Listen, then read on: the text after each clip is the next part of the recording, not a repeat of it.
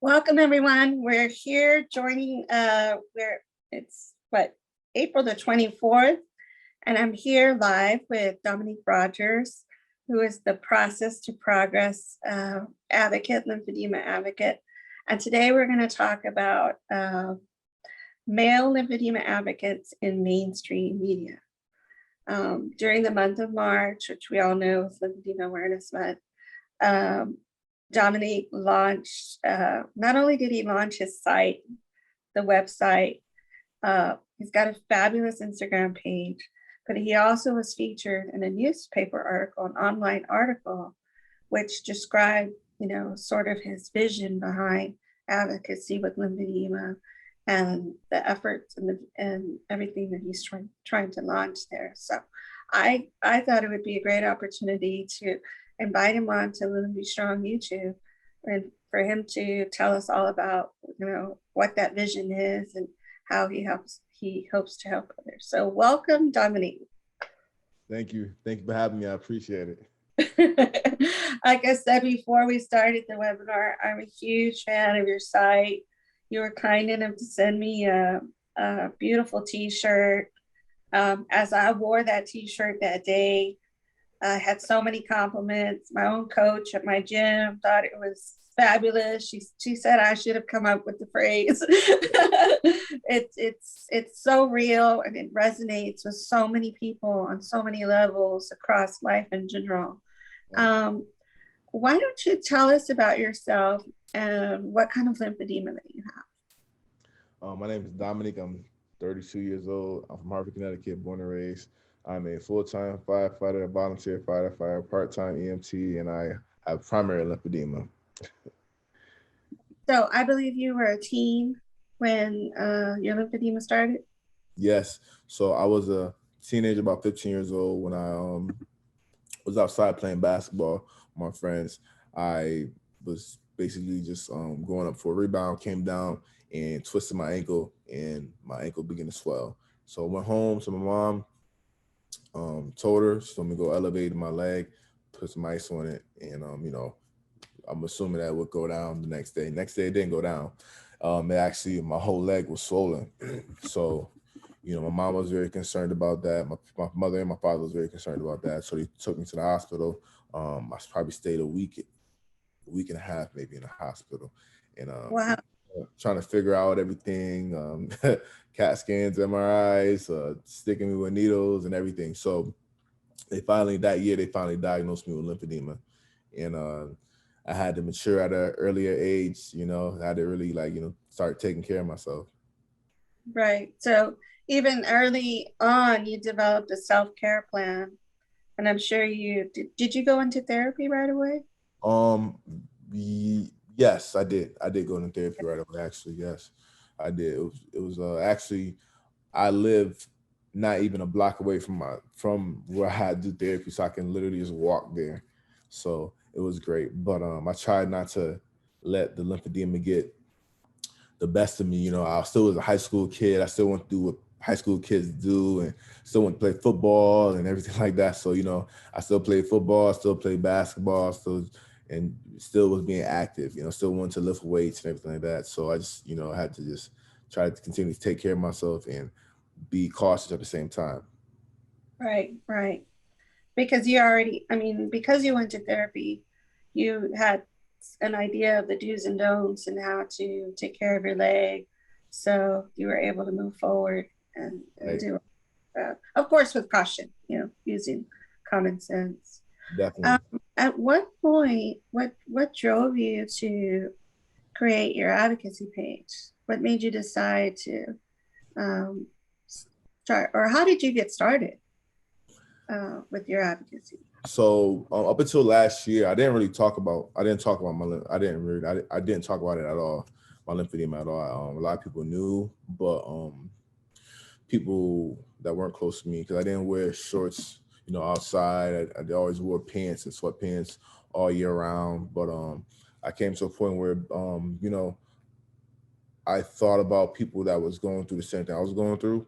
And, I made it out on the other end, on the positive aspect, doing what I do now, being a full-time firefighter. and people that think they can't do that, I'm here to let you know you can, So I decided to make that page, and it got great feedback. And now I talk to people all over the world, and it's great. I never thought of I didn't think it would be this, big, but it's big. So.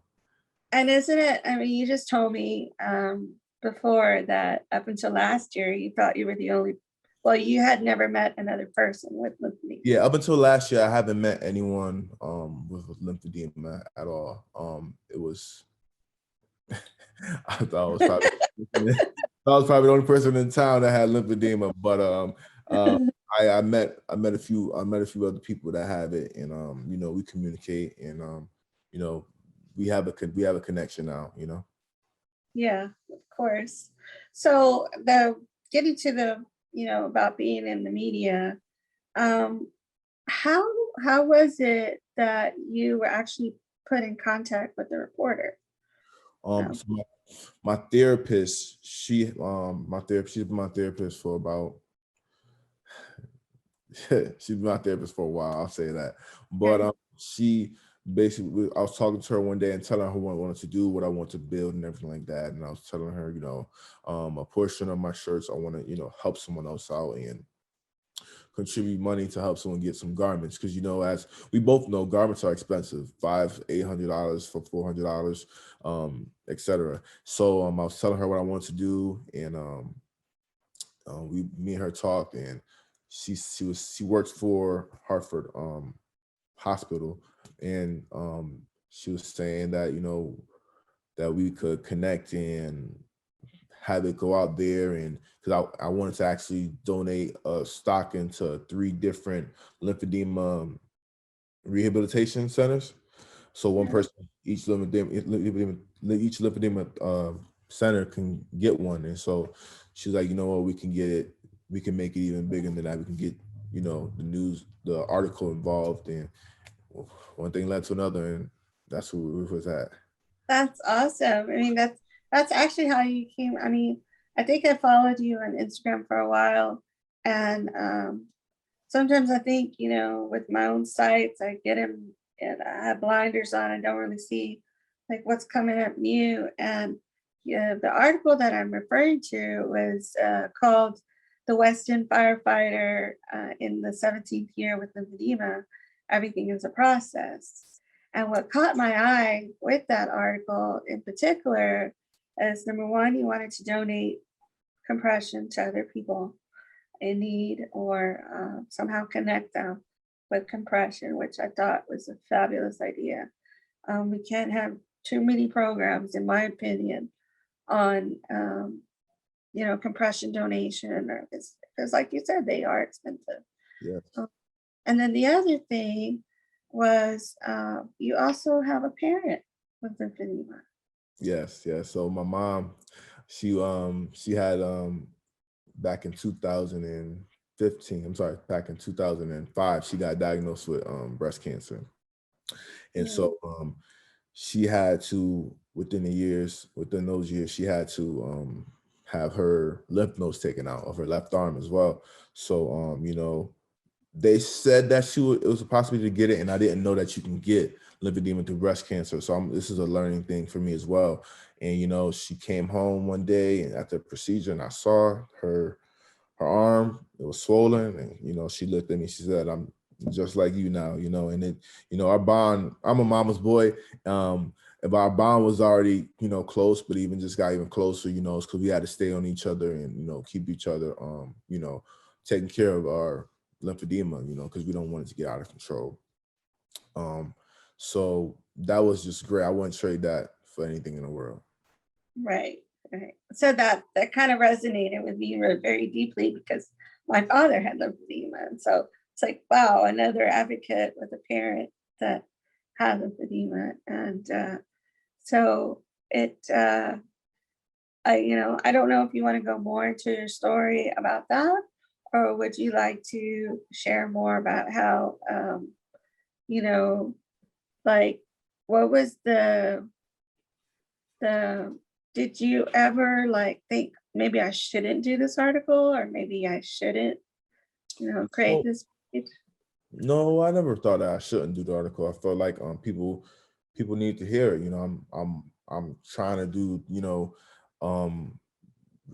do the shirts for raising awareness. I feel like people need to hear any way I can get it out there. Any way I can get out there, it can help, because people, don't know, you don't know what someone's going through until they talk about it. And then those people that listen to it and read it, and they can relate because they're going through the same thing or something, something worse or something as bad as it, so it's all, for helping people and raising awareness and getting out there, because a lot of people still don't know what's lymphedema. I still get people asking me like, Mhm. what's wrong with your leg and this, that, and third. So You're like, ask me about my leg. So I know I'm asking you to maybe just repeat something because we spoke earlier, but what exactly does process to progress mean for those that are joining and don't exactly know or haven't heard of it? so process to progress, it basically means there's a process to everything. You gotta, take that process, try to build off of it. And when you get to that progress, the progression, you think back where you came from. Everything is a process. Everything from learning how to drive to being a great driver, from me being not knowing anything about the fire department to me being a full-time career firefighter, me going to school for EMT, me passing my EMT course. Everything is a process. And when you get to that progress, you can look back on the process and enjoy and look how far you came. Me with my lymphedema, taking care of myself, my lymphedema, from my leg being swollen to me having infections, bouncing back from infections to, me going on the track, going in the gym, running again. Everything is a process. It's just going to take time. It doesn't happen like that. Everyone, I wish it would happen like that, but it doesn't happen like that. It's just steps to have to take, and they don't have to be big steps.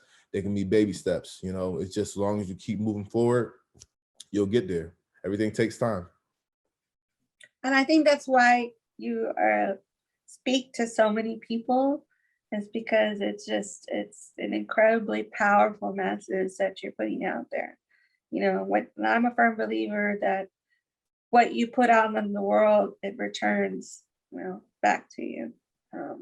I think it's just amazing. The whole message, the page, the website, the shirts.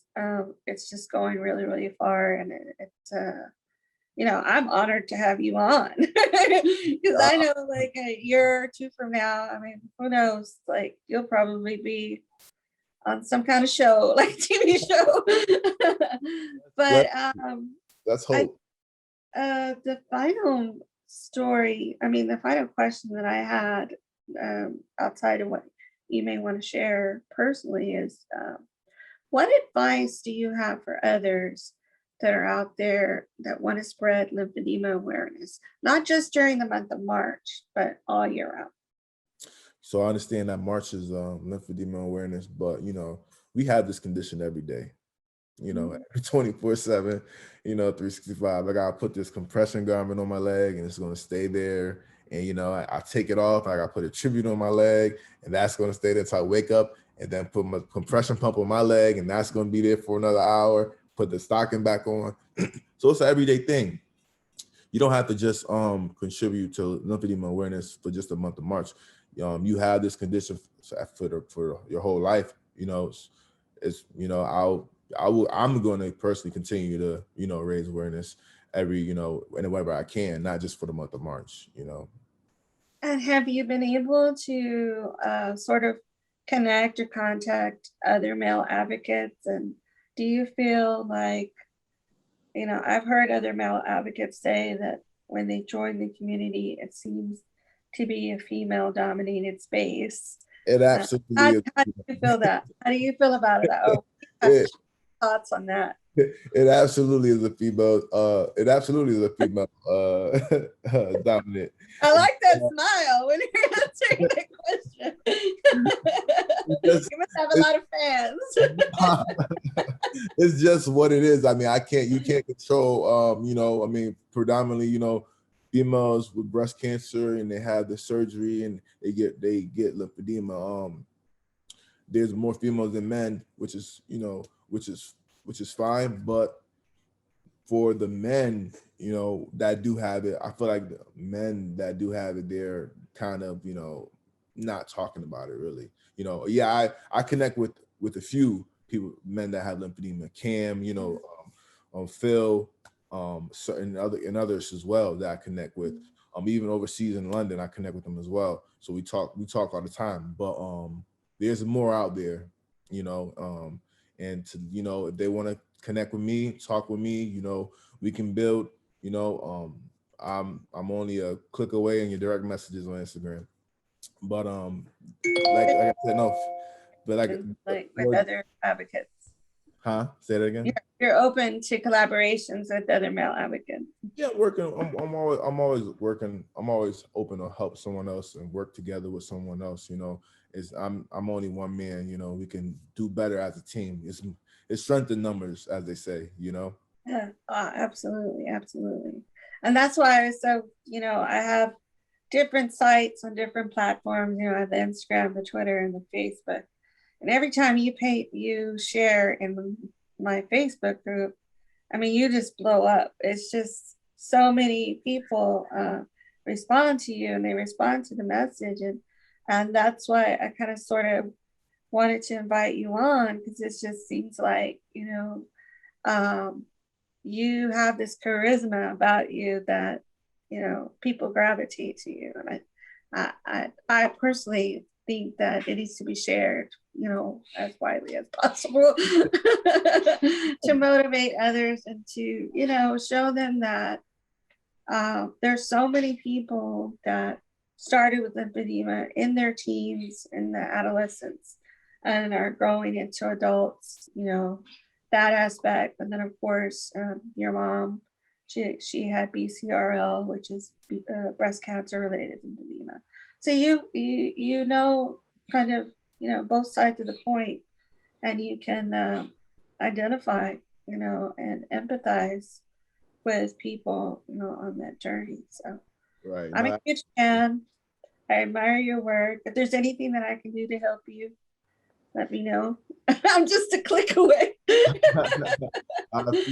know I'm always online, almost to a fault. So I don't have any other questions. I just want to say, no, thank you for having me up here. What you're doing is great. What you've been doing is great, and I appreciate you for doing it. With everything you're doing, it's to social media, everything you're doing is great. I love the challenges and everything that's going on. And I would love for you to host a couple of sort of guest Zooms where you go over some exercises with the community, or you can either post it in the group, or we can set up a Zoom where you just demonstrate a sample 10-15 minute exercise routine for the community. And I'm sure they would enjoy it, because I've had other guests. I've had Caroline Pitty from Juzo USA. You're a Juzo advocate as well. Yep. Yeah. So she is a part-time fitness instructor at a gym in Ohio. Wow. So I had her. I didn't have her. I asked her. She graciously agreed to do our core challenge, and then Amy Rivera helped out with our rebound challenge. Okay. So it'd be great if you would help out with our HIIT or our strength team. No, absolutely. Hopefully when COVID dies down, whatever it's going to do, hopefully I can meet people face to face. I would love to as well. That would be great. That would be great. Yeah. I have to agree with that, because I was fortunate enough to I first met people like Amy back in 2016. My father passed away in June of 2016. And then that October, I was invited to speak at the Learn Walk in Plano, Texas. Wow. I shared my story there, and it was literally like you know, not the whole stadium, obviously, but the bleachers were full of people with lymphedema. And Wow. you know, meeting everyone in person for the first time, I was like you. I thought me and my dad and my other extended family members that lived out of town, I thought we were the only people that had this. And then, you know, you meet people and it's just so, it's emotional. Yeah, It's yeah. very emotional too. It's a warming feeling when you're not in it by yourself, and I wish I would have been there. Yeah, yeah. Well, you will. I mean, as soon as COVID lets up, you know, I'm sure you'll get lots of invitations. You'll certainly be invited by me. I'm going to be, um, I should be going up to Boston in the fall. I'm vaccinated now, um, but I plans to go to Boston in the fall, and that's not too far away from Connecticut. 2 hours away So, from Connecticut. yeah. So, you know, I'll be reaching out and see if you're want to join us or anything like that. But listen, it was a great, great pleasure to have you on. Thank you so much for agreeing to be on my channel. I'm wishing you all the best, continued success with your site, with your endeavor to provide much needed compression to the local citizens in Hartford and um, hopefully across the nation and in other countries as well. You know, it's lymphedema is a worldwide issue that impacts hundreds of millions of people, and I don't think that there can be enough hands on deck to help out in any space or in any aspect. But congratulations on your site. Thank you so much. I'll be posting this up on the channel, and I'll also be doing a blog post where you can share not only that article again, but also your website. So, I appreciate you so much. Thank you so much. okay. Have a great day. And thank you again for being on. All right. Bye bye. Bye.